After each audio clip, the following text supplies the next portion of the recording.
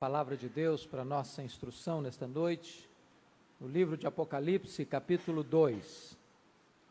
Apocalipse, capítulo 2, versos 18 a 29. Apocalipse 2, 18 a 29. Carta à igreja em Tiatira. Ao anjo da igreja em Tiatira escreve: Estas coisas diz o Filho de Deus, que tem os olhos como chama de fogo e os pés semelhantes ao bronze polido.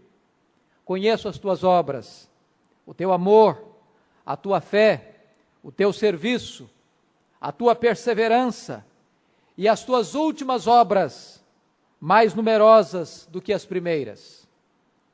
Tenho, porém, contra ti o tolerares que essa mulher, Jezabel, que a si mesma se declara profetiza, não somente ensine, mas ainda seduza os meus servos a praticarem a prostituição e a comerem coisas sacrificadas aos ídolos. Dei-lhe tempo para que se arrependesse. Ela, todavia, não quer arrepender-se da sua prostituição. Eis que a prostro de cama, bem como em grande tribulação os que com ela adulteram, caso não se arrependam das obras que ela incita. Matarei os seus filhos, e todas as igrejas conhecerão que eu sou aquele que sonda mente e corações, e vos darei a cada um segundo as vossas obras.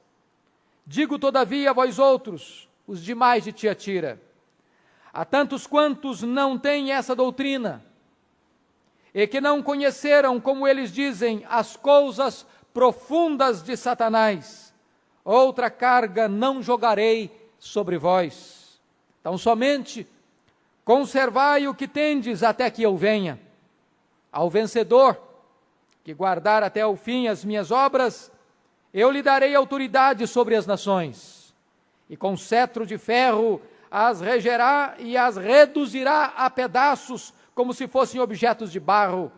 Assim como também eu recebi de meu Pai, dar-lhe-ei ainda a estrela da manhã. Quem tem ouvidos, ouça o que o Espírito diz às igrejas. Amém. O tema desta noite é uma igreja debaixo do olhar investigador de Cristo. Uma igreja debaixo do olhar investigador de Cristo. É curioso que a maior das cartas do Apocalipse é endereçada à menos importante das 7 cidades. Tiatira não era um grande centro político e religioso, como era Éfeso e Pérgamo. A influência dessa cidade era puramente comercial. Ficava no caminho por onde viajava o correio imperial, e por este caminho se transportava todo o intercâmbio comercial entre a Europa e a Ásia. O que era marcante nessa cidade, por ser uma cidade comercial, eram os grêmios de comércio que se formaram naquela cidade. Comércio de lã, comércio de couro, comércio de linho, de bronze, de tintureiros, de alfaiates, de vendedores de púrpura, etc.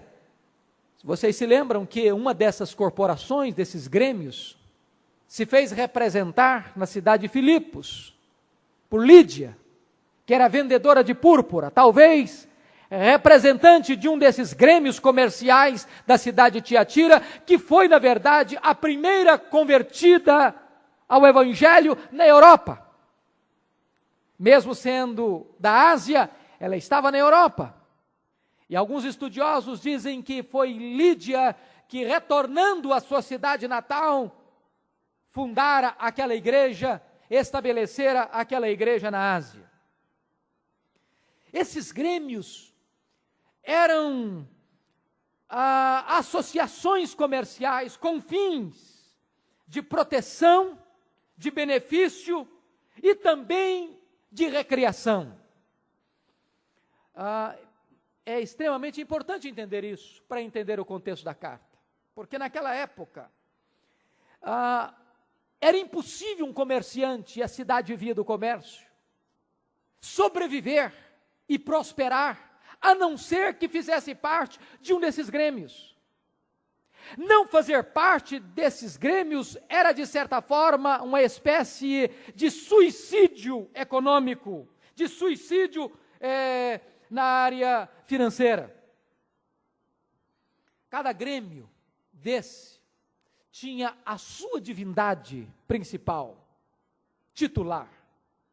O grande problema é que esses grêmios não eram apenas grêmios comerciais, não eram apenas entidades econômicas.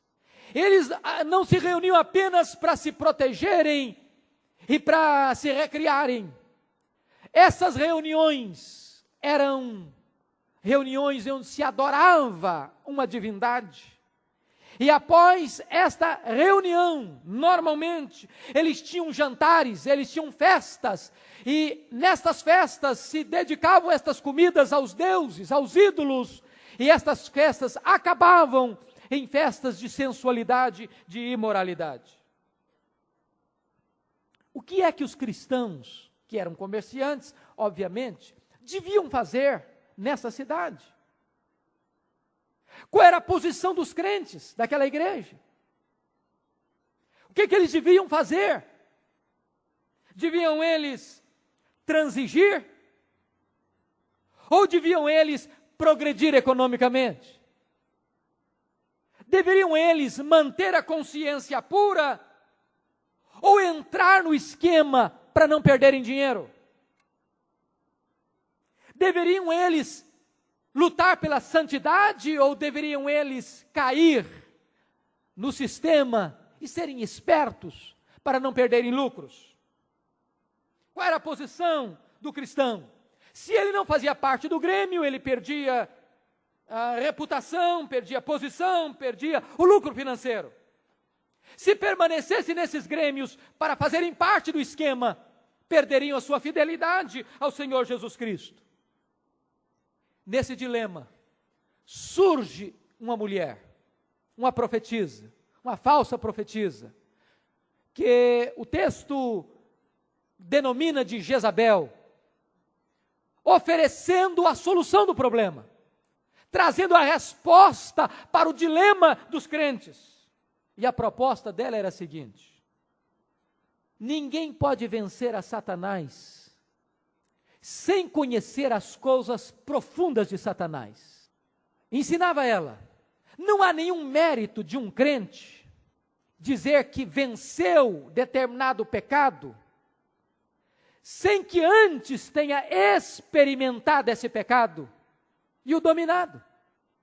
O que na verdade ela estava incitando é que os crentes deveriam fazer parte dos grêmios, deveriam fazer parte de todo o esquema de adoração aos deuses, de comer comidas sacrificadas aos ídolos e até mesmo de participar das festas de licenciosidade, porque desta forma, conhecendo as coisas profundas de Satanás, eles então venceriam o pecado. É dentro dessa cultura que está a igreja de Tiatira. Uma igreja forte, uma igreja crescente, uma igreja que aos olhos de qualquer observador era uma igreja que se destacava dentre as demais, porque merece um encômio, um elogio do Senhor Jesus Cristo, de que as suas últimas obras eram maiores do que as primeiras.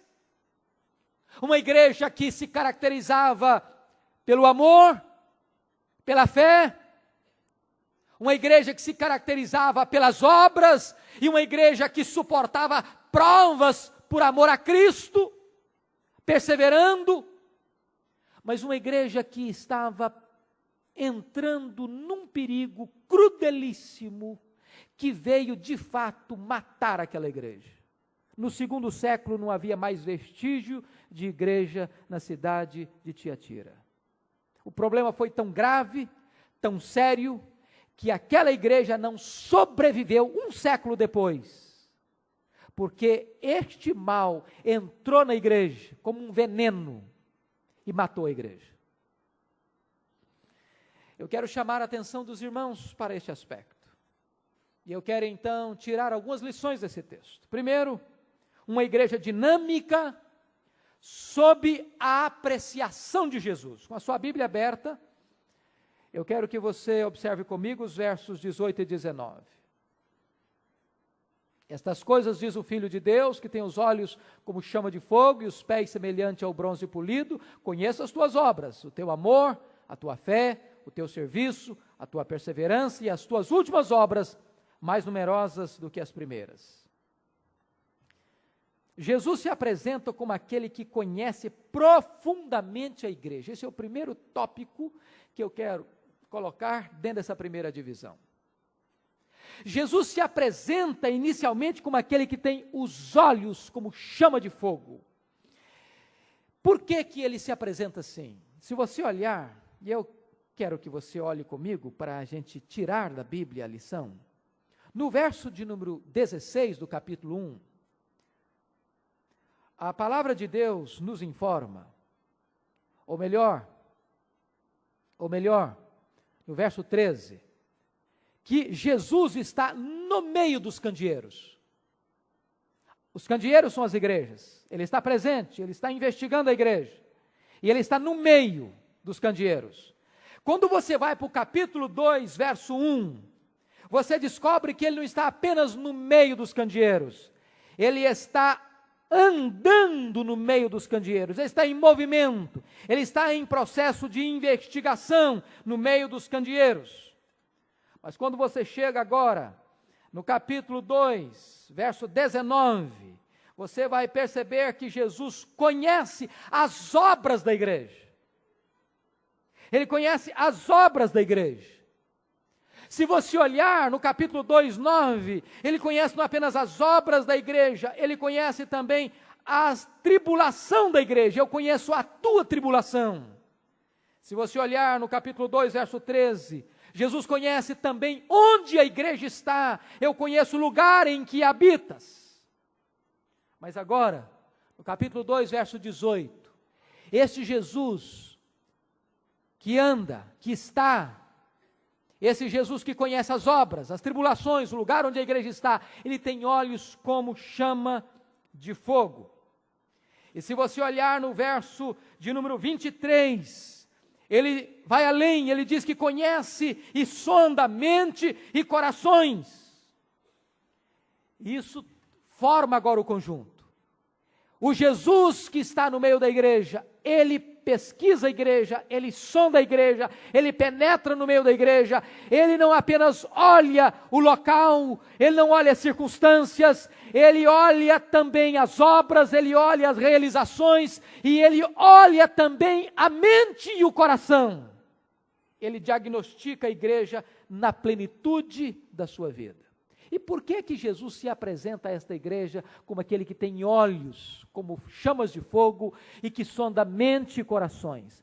Porque dentro daquela igreja estava acontecendo, atrás dos bastidores, no anonimato daquelas festas, coisas vis, coisas horrendas, coisas abomináveis, coisas que provocavam a ira de Deus, coisas que eram incompatíveis com o Evangelho, práticas de licenciosidade, de prostituição, de impureza, de devassidão. E aquelas práticas muitas vezes ficavam reclusas aos grêmios e a população não tinha noção do que estava acontecendo na intimidade daquelas festas. E o Senhor Jesus se apresenta como aquele que vê aquilo que as pessoas não veem. Aquilo que acontece atrás dos bastidores, no esconderijo, no anonimato. O Senhor vê, olha, sonda e diz que os seus olhos, como chamas de fogo, os olhos que penetram no mais profundo do ser, e os olhos daquele que um dia vai julgar a igreja, está sondando a igreja. Observe você outra coisa, Jesus se apresenta como aquele que distingue dentro da igreja pessoas fiéis e pessoas infiéis. Veja o verso 24. Digo todavia a vós outros, os demais de Tiatira. a tantos quantos não têm essa doutrina e que não conheceram, como eles dizem, as coisas profundas de Satanás. Olha o que está acontecendo aqui. Numa mesma comunidade, numa mesma igreja, havia 3 grupos. 3 grupos. O primeiro grupo era o grupo dos fiéis, versículo 24. Daqueles que mantiveram-se incontaminados, que mantiveram a doutrina fiel. O segundo grupo, versículo 20, era o grupo daqueles que estavam tolerando o pecado.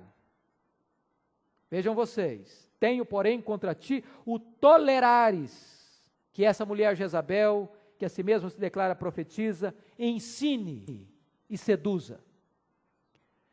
E o terceiro grupo era o grupo daqueles que não apenas toleravam, mas daqueles que na verdade estavam na prática dos ensinos desta mulher, sendo seduzidas por ela e caindo nas malhas do seu pecado.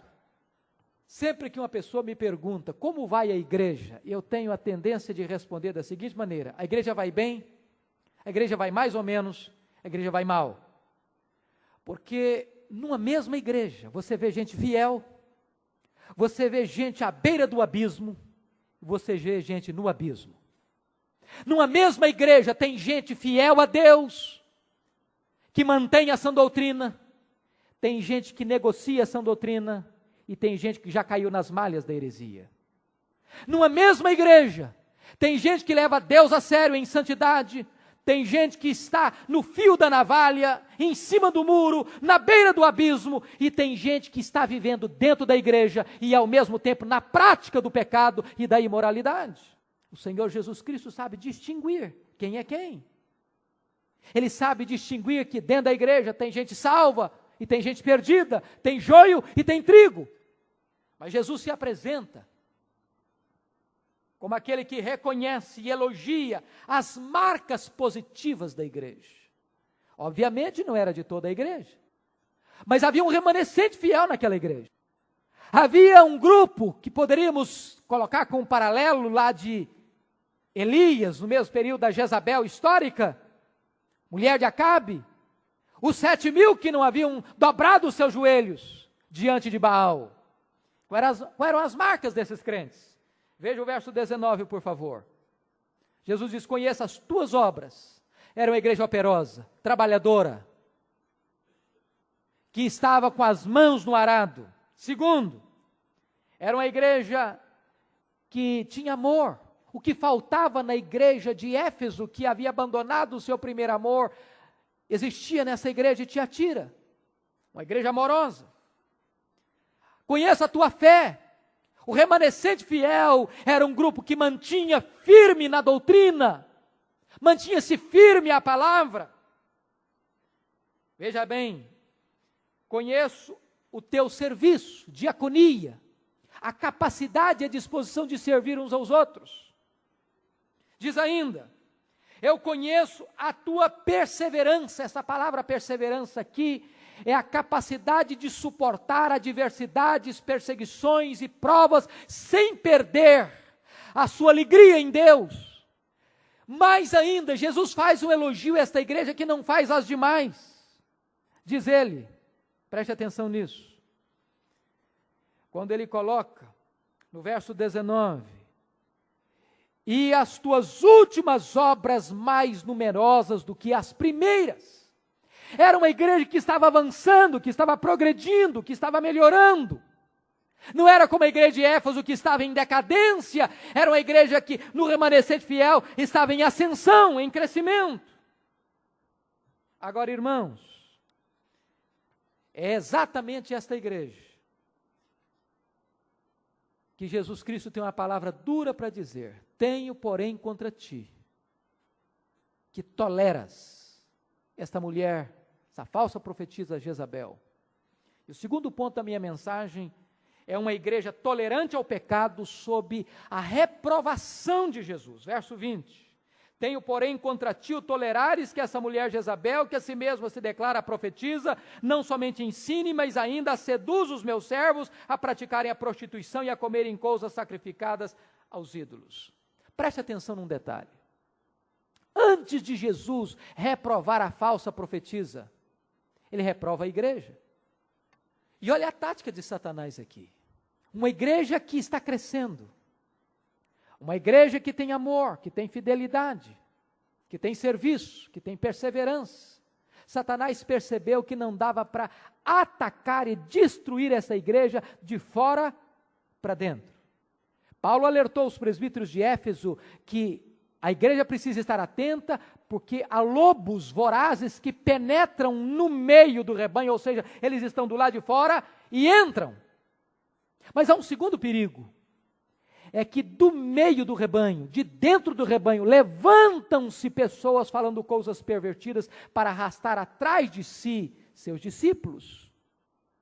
Satanás não conseguiu atacar esta igreja de fora para dentro e começa a minar esta igreja de dentro para fora.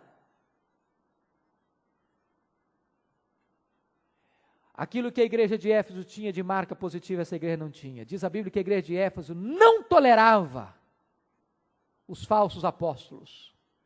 Esta igreja tolera. E meus irmãos, a tolerância, se é uma virtude, também é um grave pecado.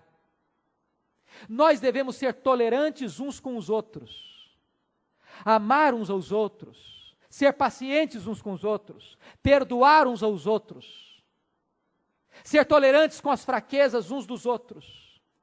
Mas há algo que a igreja não pode tolerar, é a heresia, é o engano religioso, é a heterodoxia, é o falso ensino, é a perversão da verdade. Se vocês perceberem, sempre que a verdade é pervertida, perverte-se inevitavelmente o caráter. É impossível desatrelar teologia de ética. Sempre que a igreja cede na sua fidelidade doutrinária, o passo seguinte é ceder na sua firmeza moral. Diz a Bíblia que esta mulher estava induzindo os servos de Deus ao pecado. E a tolerância da igreja ao falso ensino e à falsa moral provoca a ira do Senhor Jesus Cristo, porque aquela igreja abriu as portas e cedeu o púlpito para esta profetisa, para que ela exercesse na igreja a docência. Começa aqui, irmãos, se vocês perceberem, 8 livros do Novo Testamento foram escritos exatamente para combater esta terrível heresia que está aqui como semente na igreja de Tiatira, que era a heresia do gnosticismo. E o gnosticismo basicamente ensinava o seguinte: olha, você precisa elevar-se a um conhecimento mais alto, mais altaneiro ou mais profundo. Aquilo que você faz com o seu corpo não importa, não quer dizer nada. Você pode se entregar às paixões carnais, porque na verdade, na medida em que você consuma os pecados carnais, você solta sua alma para voos mais altaneiros. Era isso que esta mulher ensinava, de conhecer as coisas profundas de Satanás, de vencer o pecado, experimentando o pecado. E o que foi grave, triste, é que numa igreja que tinha tantas coisas belas e promissoras, num campo tão florido, começou a vicejar uma planta venenosa e maldita. Naquele corpo saudável, um câncer maligno começou a formar-se. O inimigo foi acolhido na intimidade daquela comunidade, e aquela heresia graçou na igreja, minou a igreja e destruiu a igreja. Se você olhar, depois que Jesus exorta a igreja, Jesus demonstra o seu zelo pela igreja e denuncia a falsa doutrina e a falsa moralidade. Qual era a doutrina, a falsa doutrina que aquela mulher estava ensinando? Vamos recapitular. Primeiro, você só pode vencer o pecado se você conhecer as coisas profundas de Satanás. Ora, Deus nunca nos mandou conhecer as coisas profundas de Satanás. O que Deus nos mandou foi conhecer as insondáveis riquezas de Cristo. Eu não sei se vocês percebem, mas nós estamos vivendo um século onde Satanás virou estrela. Onde Satanás é muito mais falado nos púlpitos das igrejas do que Jesus Cristo. Onde Satanás ganhou ibope, projeção. Onde as pessoas ficam mergulhando no submundo de Satanás, achando que com isso vão ter vitórias sobre ele.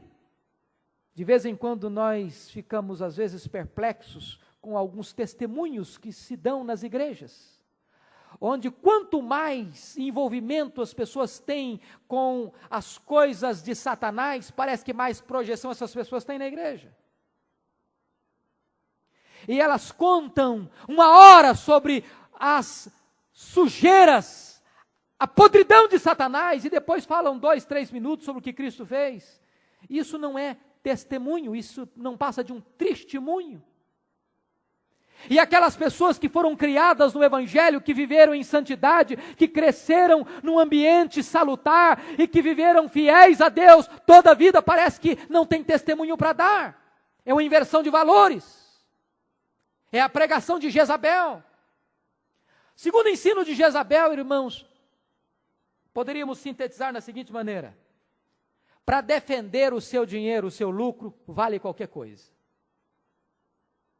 Se o negócio é não perder dinheiro, vale qualquer coisa. Pode ir para o Grêmio, pode comer comidas sacrificadas aos ídolos, pode prestar seu culto aos ídolos, pode depois participar de qualquer festas de licenciosidade. Na verdade, não se pode arriscar a vida financeira. O dinheiro é mais importante do que a sua fidelidade. Meus irmãos, será que este ensino não tem sido presente nos dias de hoje? Quantas pessoas sacrificam no altar de Mamon sua consciência, seus valores, seus princípios? Quantas pessoas transigem com a sua consciência? Quantas pessoas mentem? Quantas pessoas corrompem? Quantas pessoas se deixam corromper? Quantas pessoas participam de esquemas abomináveis, ilícitos, ilegais, imorais, reprovados por Deus por causa do dinheiro? Isso é cair no ensino de Jezabel. Outro ensino de Jezabel é que você vence o pecado na medida que experimenta o pecado. Que a vitória não teria nenhum sentido e nem sabor se você não soubesse o que é o pecado na própria carne. Dizia Jezabel: que virtude tem você se abster da prostituição se você não sabe o que é a prostituição? Mas este não é o ensino da Bíblia. O ensino da Bíblia é fugir da impureza, fugir das paixões da mocidade. Aqueles que se entregam às obras da carne não entrarão no reino de Deus. A falsa teologia desemboca na falsa moralidade. E qual era a falsa moralidade? A proposta de Jezabel, daquela profetisa, era oferecer para a igreja uma nova versão do cristianismo. Uma nova versão do cristianismo. Um cristianismo liberal, sem regras, sem proibições, sem parâmetros, sem princípios, sem leis, sem normas. Na verdade, o que ela queria era modificar o cristianismo para se adequar ao paganismo do primeiro século.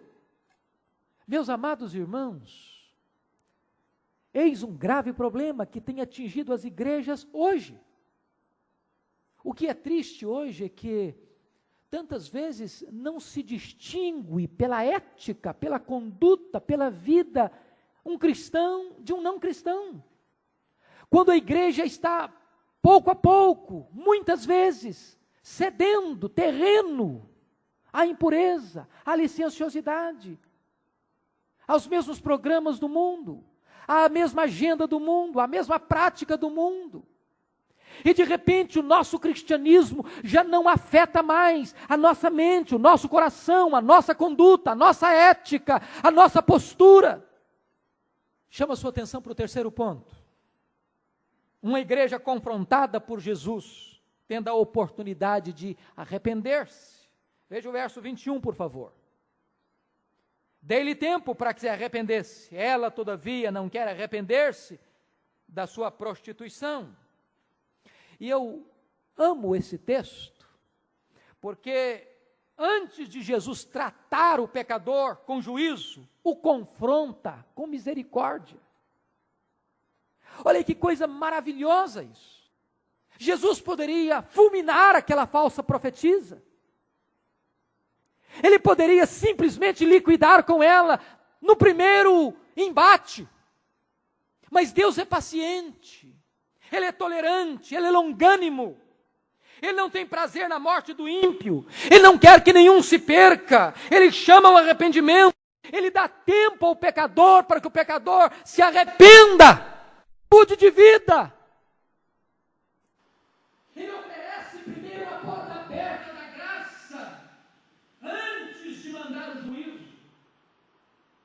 Não foi assim que Jesus fez com aqueles que o rejeitaram, que zombavam dele. Não, Jesus se apresentou à cidade de Jerusalém, dizendo: Jerusalém, Jerusalém, quantas vezes quis eu acolher os teus filhos, como a galinha acolhe os seus filhotes, mas tu não quiseste. Não foi desta maneira que Jesus dirigiu-se aos judeus: contudo não quereis vir a mim para terdes vida. É assim que Jesus se dirige a você, dando-lhe a oportunidade de se arrepender, dando-lhe a oportunidade de abandonar o pecado, porque se você não abandonar o pecado, inexoravelmente virá sobre a sua cabeça o juízo de Deus. Diz a Bíblia no verso 21, que aquela falsa profetisa não aproveitou o tempo da oportunidade de Deus, não se arrependeu, como muitos hoje não se arrependem. E o que Jesus faz agora? Não encontrando arrependimento, ele dá mais um passo, no propósito de conquistar o pecador. Agora o Senhor Jesus trata com juízo e confronta, antes de tratar com juízo, confronta com a disciplina. Veja o verso 22, irmãos. Eis que há prostro de cama, bem como em grande tribulação os que com ela adulteram, caso não se arrependam das obras que ela incita. A disciplina é um ato de amor. Jesus traz o sofrimento. Veja que Jesus transforma o leito do prazer no leito do sofrimento. Ele transforma a cama do adultério em cama da enfermidade. Jesus pega o próprio local e situação onde se curtiu a vida para se sofrer. Se é a mão de Deus, e se é a justiça de Deus, e se é a disciplina de Deus. Ele transformou o prazer do pecado no próprio chicote da disciplina. Ele poderia ter dado um sofrimento diferenciado para esta mulher, mas ele converte a própria cama do adultério, o lugar do prazer, no lugar do sofrimento, para mostrar a necessidade do arrependimento imediato. A disciplina é um recurso que Deus usa para levar o homem, a mulher ao arrependimento. Agora, se não se aproveita a oportunidade da graça, se não se aproveita a vara da disciplina, inexoravelmente ter-se-á que enfrentar o juízo implacável de Deus. E é exatamente isso que acontece. Nos versos 19, 22 e 23. É por isso que Jesus se apresenta para aquela igreja como aquele que tem olhos como chama de fogo. Não apenas olhos que veem, mas olhos que fulminam. Olhos de alguém que está irado. Olhos de alguém que não pode tolerar mais o mal. Mas não apenas alguém que tem os olhos como chamas de fogo, mas alguém que tem os pés de bronze polido, que esmaga o inimigo. Meus amados irmãos, o Senhor Jesus disse que Ele iria enviar não apenas a tribulação, não apenas a enfermidade, mas Ele iria enviar também a própria morte. Chega um momento em que a tolerância de Deus diz basta, em que a paciência de Deus diz basta, em que o cálice da ira de Deus transborda, e então não tem mais jeito, não tem mais solução, não tem mais saída. É o tempo em que Deus vai julgar o pecador com o seu juízo, a sua ira. Chama a sua atenção para o quarto ponto desta mensagem: uma igreja encorajada a ser fiel até o fim, apesar da apostasia de outros. Versos 24 e 25, por favor. Digo, todavia, a vós outros, os demais de Tiatira. Veja que até então ele está falando para a igreja, mas não para toda a igreja. Para um grupo da igreja que se desviou, que se afastou, que se deixou seduzir. Agora ele está se dirigindo ao grupo fiel, àqueles que mantêm-se firmes. Digo, todavia, a vós outros, os demais de Tiatira, a tantos quantos não têm essa doutrina, e que não conheceram, como eles dizem, as coisas profundas de Satanás, outra carga não jogarei sobre vós, tão somente conservai o que tendes, até que eu venha.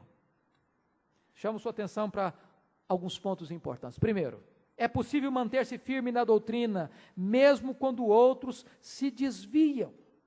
Nós vivemos numa época, irmãos, extremamente difícil de manter-se fiel à doutrina. Talvez por culpa nossa, porque aqueles que zelam pela verdade são tímidos, e aqueles que têm uma mensagem tantas vezes imiscuída com erro, com heresia, são muito mais audaciosos, e estão hoje nos púlpitos eletrônicos, estão hoje na imprensa, estão hoje usando todos os meios de comunicação de massa, de tal maneira que o poder explosivo, impactante, de mensagens tantas vezes eivadas de heresias, estão se multiplicando de forma muito mais intensa e muito mais veloz do que aquelas mensagens firmadas na palavra e na verdade. Mas louvado seja Deus, nesta Babel de tantas vozes, há aqueles que ainda conservam-se íntegros, firmes e fiéis à palavra de Deus, agarrados na verdade. Outra coisa que chama a sua atenção, que é possível manter-se puro na conduta, mesmo quando outros se corrompem. Louvado seja Deus por isso. Porque aqueles que se mantêm puros, porque entendem que a santidade é a vontade de Deus para a igreja. Esta é a vontade de Deus, a vossa santificação, não apenas a vontade, é o propósito de Deus. Ele nos escolheu em Cristo antes da fundação do mundo para sermos santos e irrepreensíveis. E a Bíblia diz que só os puros de coração verão a Deus. A Bíblia diz: buscai a santificação, sem a qual ninguém verá o Senhor. É um falso evangelho, aquele que promete salvação para as pessoas que não têm vida santa. A única prova que você é uma pessoa salva e justificada é se você tem uma vida santa. Deus não nos salva no pecado, Deus nos salva do pecado, não no pecado. Mas Satanás é astuto. Se você, e nós estamos lendo, estudando o livro de Apocalipse, ele vai usar 3 instrumentos para seduzir a igreja, para desviar a igreja, para amordaçar a igreja, para levar a igreja ao fracasso no seu testemunho. Primeiro ele vai usar a força, a perseguição, através do seu agente, o anticristo. Segundo, ele vai usar a heresia, a perversão da verdade, através do falso profeta. Mas se ele não conseguir atingir a igreja nem pela perseguição e nem pela heresia, ele vai tentar atingir a igreja pela grande Babilônia, pelo pecado da sedução, do sistema do mundo que corrompe a ética, a moral, e de repente você tem crentes ortodoxos que mantêm a sã doutrina na cabeça, mas a vida, a conduta é de um herege. Tem ortodoxia, mas não tem vida. Não tem prática, porque embora não caiu diante da pressão do anticristo, não caiu na heresia do falso profeta, caiu na sedução da grande Babilônia. E nós precisamos estar atentos a isso, queridos. Mas chama a sua atenção para um ponto extremamente importante, que está no verso 25. Tão somente conservai o que tendes até que eu venha. é preciso entender que já temos tudo em Cristo para uma vida plena. Irmãos, um dos maiores engodos e mentiras de Satanás neste século é dizer para os crentes, é induzir os crentes a pensar que eles precisam buscar novidades para terem uma experiência mais profunda com Deus. De repente os crentes têm a Bíblia, mas parece que a Bíblia não lhes basta. Parece que a Bíblia não lhes é suficiente. E eles querem algo mais. Uma experiência a mais. Meus amados irmãos, se nós não nos detivermos neste princípio fundamental da fé evangélica, de que a Bíblia é inerrante, infalível e suficiente, nós estaremos expostos a este perigo de buscarmos novidades. E toda igreja evangélica que começa a procurar novidades se desvia. Sabem por quê? Porque novidade é igual chiclete, é igual goma de mascar, perde o seu efeito. É preciso buscar uma outra novidade, uma outra novidade, uma outra novidade. E a igreja então precisa ter muita criatividade para estar inventando coisas novas todos os dias, para alimentar a curiosidade e a necessidade dessas novidades. Meus amados irmãos, a palavra de Deus nos é suficiente. Nós já temos tudo. Tudo está pronto. Jesus disse: está consumado, está pronto, está feito, está acabada a obra, o banquete já foi preparado. O que nós precisamos não é buscar novidade, o que nós precisamos é conhecer o banquete que Deus já proveu para nós em sua palavra. E eu termino. Último ponto. Uma igreja recompensada pela sua vitória, ao permanecer fiel ao seu Senhor até o fim. Verso 26 diz: ao vencedor que guardar até o fim as minhas obras. Quem é o vencedor? É o que permanecer fiel até o fim. Ser fiel até a morte, disse Jesus, e dar-te-ei a coroa da vida. Meus amados, perseverança é a marca dos santos. Aqueles que se desviam e perecem no pecado são como Judas, filhos da perdição. Nunca nasceram de novo, podem ter certeza disso. Disse o apóstolo João: saíram do nosso meio porque não eram dos nossos. Se fossem dos nossos, teriam permanecido. E qual é a promessa que Jesus faz aos vencedores? Primeiro, o vencedor vai julgar os ímpios e reinar com Cristo, versos 26 e 27. Ao vencedor, dar-lhe-ei autoridade sobre as nações, e com cetro de ferro as regerá e as reduzirá a pedaços como se fossem objetos de barro. Vejam bem, Jezabel estava ensinando a igreja de Tiatira que se você, crente, não participar dos grêmios, você perderá o prestígio, você vai à falência, você não terá espaço e nem um lugar ao sol no disputado mercado da cidade. Se você não fizer parte do esquema, você está fora. Não é essa a linguagem dos dias de hoje? Se você não fizer parte do esquema, você está fora. Esta era a linguagem de Tiatira. Jesus está dizendo o seguinte: se você permanecer fiel e renunciar às propostas sedutoras dos grêmios de adoração aos ídolos e de licenciosidade de Tiatira, você estará, desta forma, ocupando uma posição de elevadíssima honra. Primeiro, julgando os ímpios e reinando com Cristo para sempre. Aquele que permanecer fiel, esse de fato vai ser honrado. Esse vai ser guindado a uma posição de honra e de prestígio. A segunda coisa que Jesus promete está aí no versículo de número 28. Assim como também eu recebi de meu Pai, dar-lhe ainda a estrela da manhã. Estrela da manhã significam duas coisas. Primeiro, é que os crentes que lutavam para manterem-se puros haveriam de brilhar como as estrelas no firmamento. Mas mais do que isso, a estrela da manhã é o próprio Senhor Jesus, conforme Apocalipse 22:16. Vejam bem, o que Jesus está querendo dizer é o seguinte: isto é extremamente importante entender. A proposta de Jezabel era conhecer as coisas profundas de Satanás. Mas a proposta de Jesus é outra. Se você renunciar a este conhecimento perigoso, sedutor, que leva ao pecado, ao juízo e à morte, você vai conhecer em profundidade não as obras de Satanás, você vai conhecer em profundidade a Jesus Cristo, a estrela da manhã.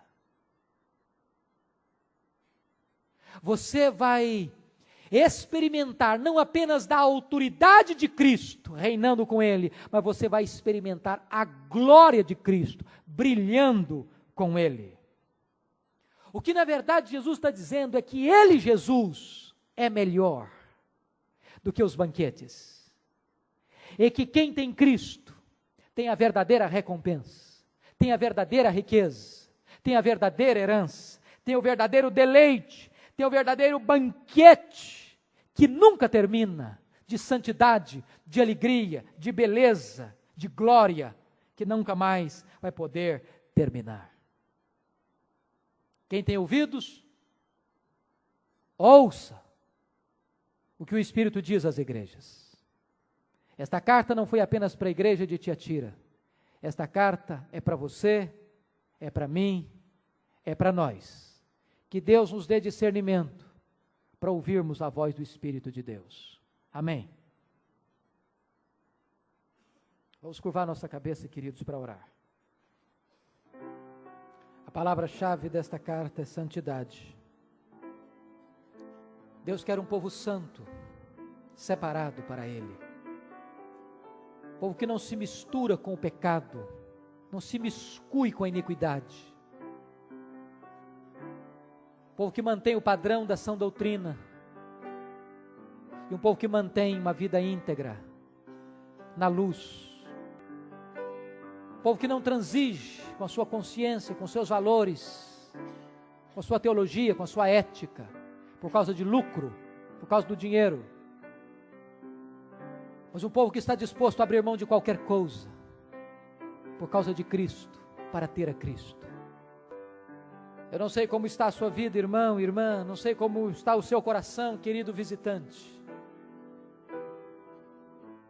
Mas o Senhor Jesus está aqui no meio do candeeiro, dos candeeiros. Ele está sondando esta igreja. Seus olhos são como chama de fogo, nada pode se ocultar do seu conhecimento. Ele sabe o que está acontecendo na sua vida. Aquilo que a sua mulher não sabe, que o seu marido não sabe, que seus filhos não sabem, que seus pais não sabem, Jesus sabe, Ele conhece. Ele chama você para uma aliança com Ele, para um acerto com Ele, para uma volta para Ele. Ele dá a você um tempo para você se arrepender. E se você endurecer o seu coração, o Senhor tratará você com a disciplina. E se nem a disciplina de Deus você escutar, não terá outra alternativa a não ser o juízo implacável e inexorável do Senhor Jesus Cristo. Hoje é um dia de graça, hoje é um dia de oportunidade, hoje é um tempo que você pode se voltar para Deus. Acertar sua vida com Ele.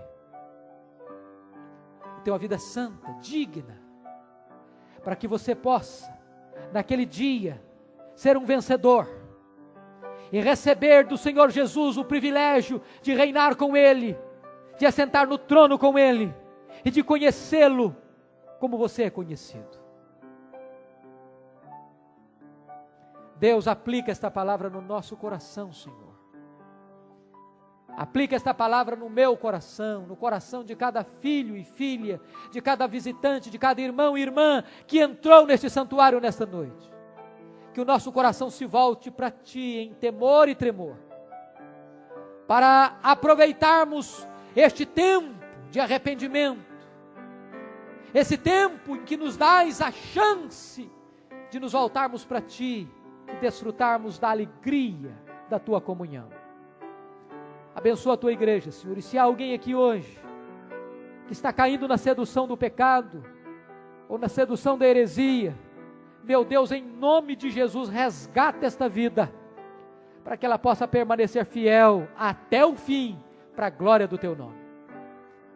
Visita o nosso coração nesta noite, e restaura a tua igreja, para que esta igreja seja uma referência, meu Deus, de fidelidade na palavra, e fidelidade na vida, fidelidade no testemunho, fidelidade no amor, no serviço e na perseverança.